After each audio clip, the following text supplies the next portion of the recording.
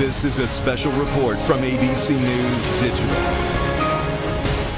I'm Dan Kleffler in New York with this ABC News Digital special report. They were the shots seen around the world. President Obama, along with British Prime Minister David Cameron, and the photographer, Denmark's Prime Minister Thorning-Schmidt, posing together, smiling broadly for, of course, the selfie during the Nelson Mandela Memorial event in Johannesburg, South Africa. And then there was this, a wider angle, some narrowed brows, though, from the First Lady, Michelle Obama. Was she angry at the president, even the Danish Prime Minister? There was some speculation, all in response to those pictures. So to help clear up exactly what was going on behind those pictures, the man who took those pictures, Roberto Schmidt, the AFP photographer who captured those images and wrote a blog posting this morning explaining that there was a little more than meets the eye. Roberto, thanks for being with us today. We appreciate it. Hi, Dan. Good evening. So let me ask you this, and how does what we've seen from your photographs differ from what you saw, from what you experienced? Well, I think there's just like a overblown buzz on what Michelle Obama was feeling, which really nobody really knows, right? But minutes before this happened, she was, happily speaking with Cameron, with the Prime Minister Cameron. So I didn't see anything that would lead you to think that, she was mad about it or whatever. But I think that's a question that, it should be asked to her, not me. I cannot say. When you were there and you actually saw the event that was taking place and a lot of activity was going on, and now that you're looking at the pictures, do you have a different response or interpretation from that moment and now? No, not really. I mean, it's a moment, how people interpret it, that's really their choice. I think this whole thing is overblown, Let me ask you this one, because you wrote today, and I want to just play or show a little bit about what you had said in response to this. Suddenly, this woman pulled out her mobile phone and took a photo of herself smiling with Cameron and the U.S. president. I captured the scene reflexively. All around me in the stadium, South Africans were dancing, singing, and laughing to honor their departed leader. It was more like a carnival atmosphere, not at all morbid. The ceremony had already gone on for 2 hours and would last another 2. The atmosphere was totally relaxed. I didn't see anything shocking in my viewfinder.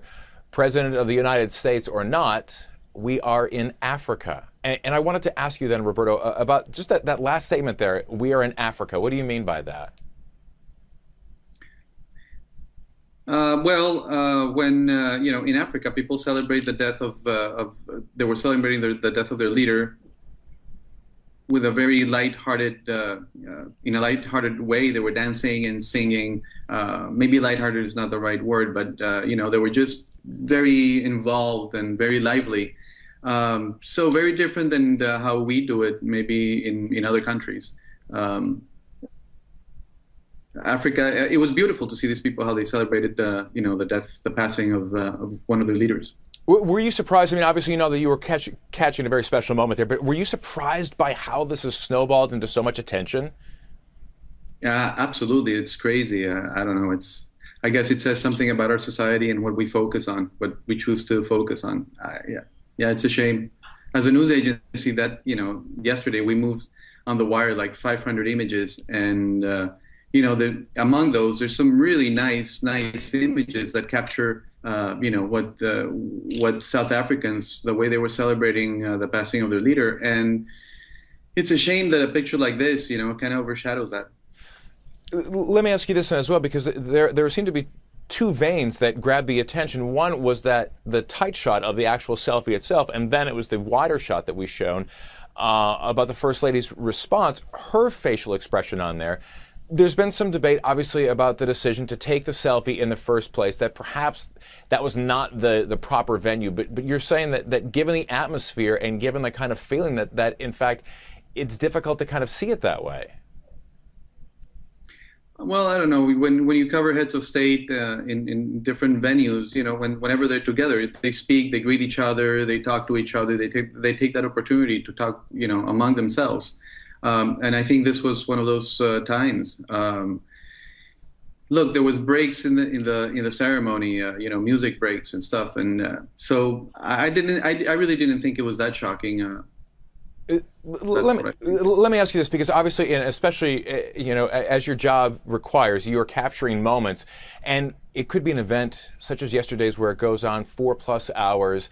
And so when you capture that one single second, that one particular moment, do you feel then it's difficult to then explain that particular moment because that was just such a small portion of time?